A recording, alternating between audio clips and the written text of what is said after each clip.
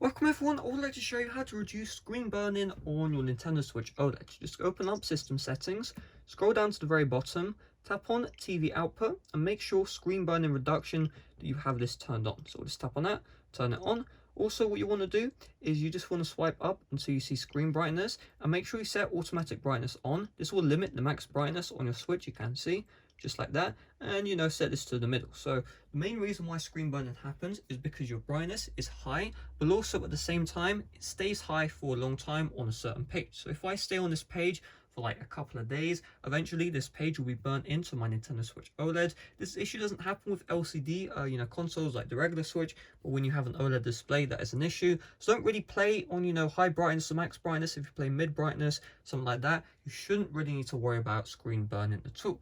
Main issue really with screen burn-in is the home screen, because if I go to the home screen, this is what stays the same the most.